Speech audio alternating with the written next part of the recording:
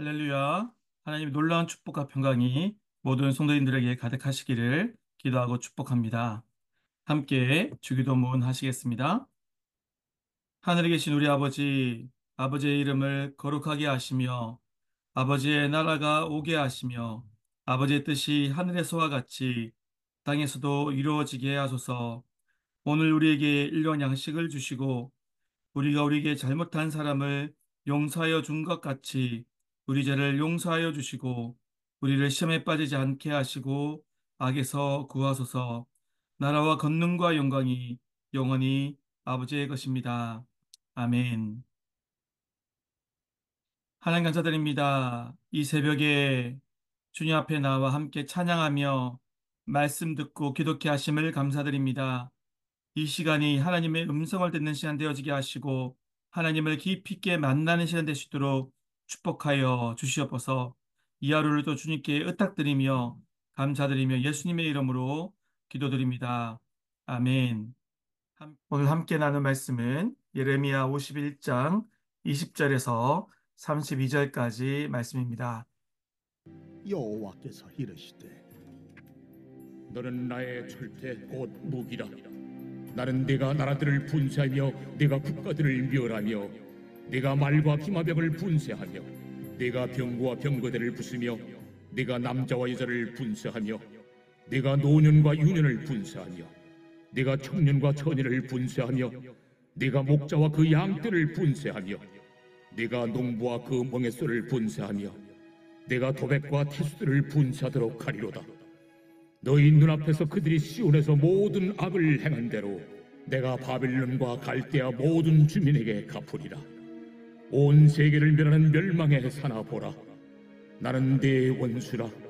나의 손을 네 위에 펴서 너를 바위에서 굴리고 너로 불탄 산이 되게 할 것이니 사람이 네게서 진모퉁이 돌이나 기초돌을 취하지 아니할 것이요 너는 영원히 황무지가 될 것이니라.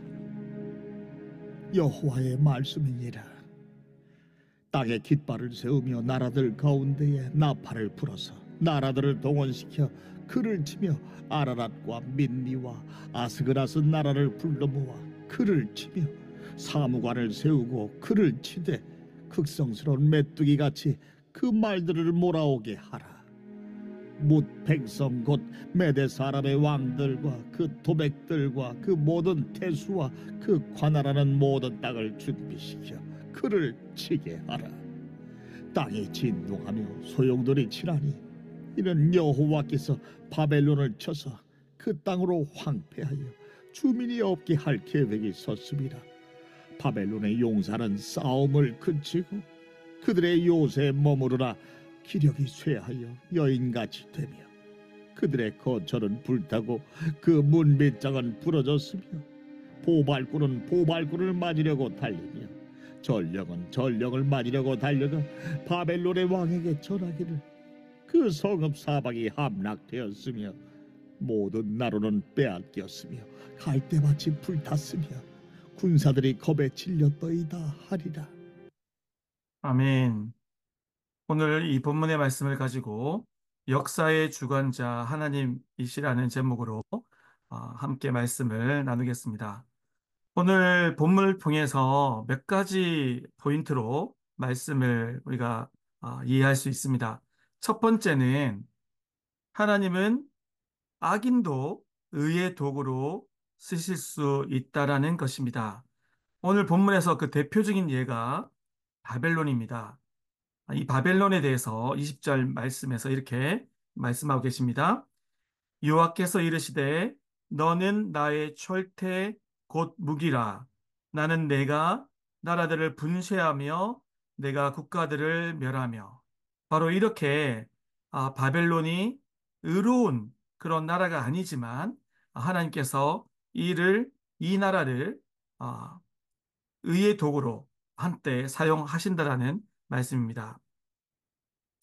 성경에서 이 바벨론 외에도 악인이지만 하나님의 장구한 역사, 의로운 일을 위해서 쓰임받는 모습들을 많이 살펴볼 수가 있습니다.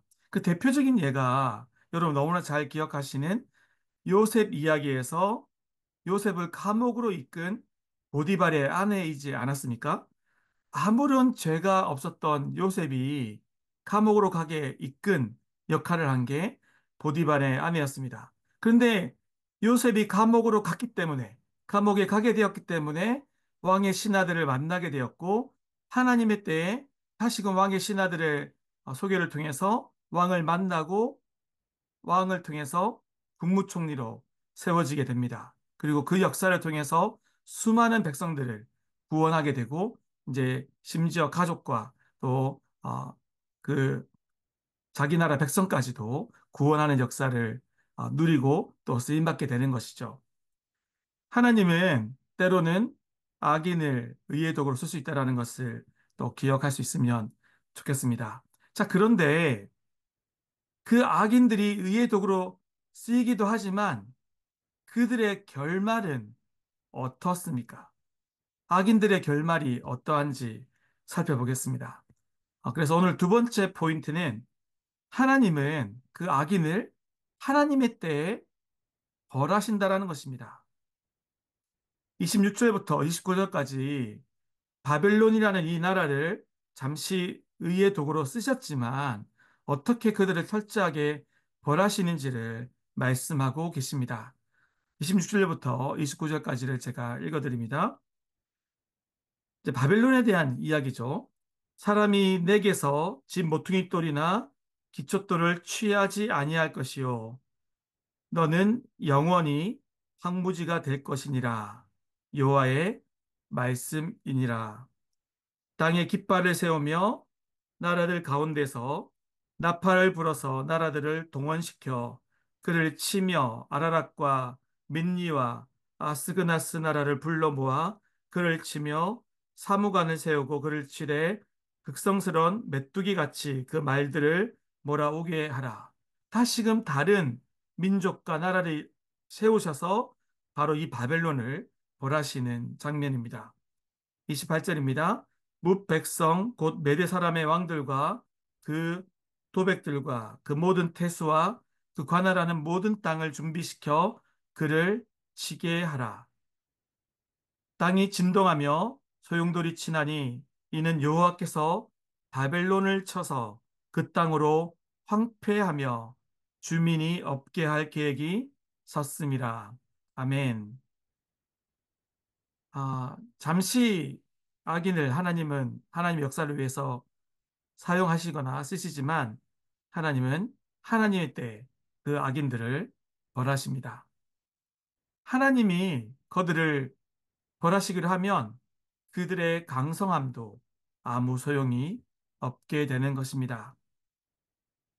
이 말씀에 기반해서 세 번째로 우리가 살펴볼 수 있는 것은 이 모든 역사의 주관자 되시는 분이 하나님이시라는 것입니다.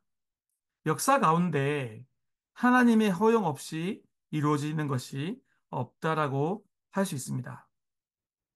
그 또 하나는 우리가 역사를 바라볼 때 짧은 기간에 한 부분만 떼어서 생각할 수 없다라는 것입니다.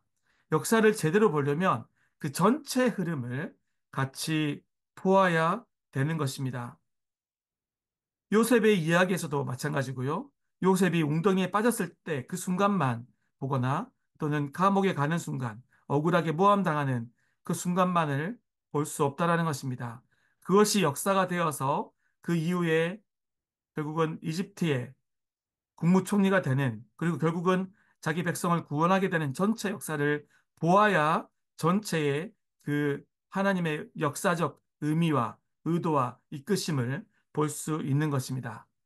다니엘도 마찬가지죠. 그리고 에스더의 이야기에서도 마찬가지입니다. 에스더가 왜 그런 삶을 처음에 살았는지, 그리고 이후에 고백하지 않습니까?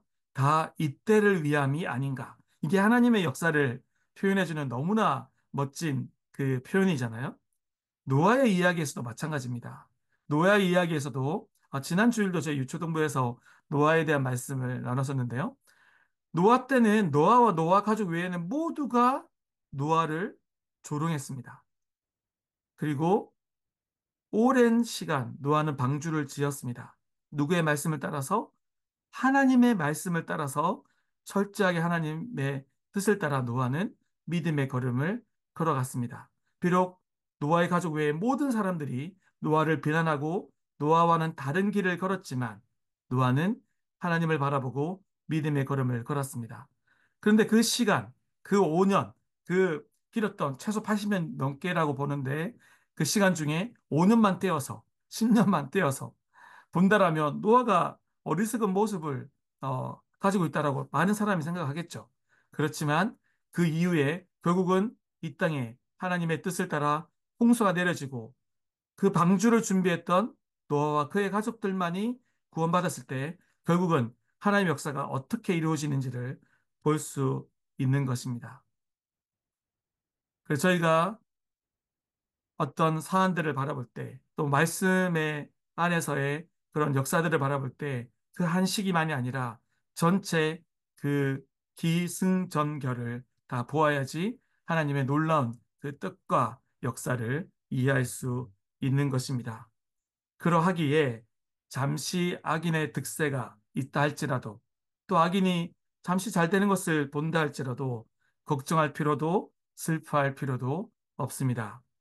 그 역사의 주관자 대신 하나님을 바라보고 노아가 그랬던 것처럼 에스더가 그랬던 것처럼 요셉이 그랬던 것처럼 하나님을 바라보고 우리는 믿음의 걸음을 내디디면 되는 것입니다. 우리에게 주시는 그 도전은 철저하게 역사의 주관자 대신 하나님을 바라보고 우리는 믿음의 걸음을 걷는 것입니다. 오늘 매일 성경 본문 해설에서 이렇게 표현하고 있습니다. 하나님이 뜻을 정하시니 나라와 민족의 운명이 실제가 되고 역사가 됩니다. 우리의 삶과 이 땅의 역사도 하나님이 계획하시고 이루어 가심을 기억합시다. 아멘. 그렇습니다. 우리의 삶과 이 땅의 역사도 하나님이 계획하시고 이루어 가십니다. 우리의 역사의 주관자 되신 하나님, 우리 삶의 주관자 되신 하나님, 이 땅의 진정한 왕이요 통치자 되신 하나님을 바라보고 온전히 신뢰하며 오늘도 믿음의 걸음을 내딛는 저 여러분 되시기를 간절히 기도하고 축복합니다. 함께 기도하겠습니다. 오늘 말씀을 놓고 기도하겠습니다. 역사의 주관자 되신 하나님을 바라보고 신뢰하며 오늘도 믿음의 걸음을 내딛도록 함께 기도하겠습니다. 교회를 위해서 기도하겠습니다. 감사하게 지난 6주간 진행되었던 여름학교가 잘 마쳤습니다. 교회 안 다니던 가정의 아이들이 교회로 잘 올 수 있도록 함께 기도해 주시기 바랍니다. 감사하게 벌써 지금 여러 가정들이 또 자녀들이 교회로 오는 모습들을 볼 수가 있는데요. 계속해서 귀한 열매들이 맺어지도록 같이 기도해 주시기 바랍니다. 이렇게 공동의 기도 제목과 개인의 기도 제목을 가지고 주님 앞에 기도로 나가겠습니다. 같이 기도하겠습니다.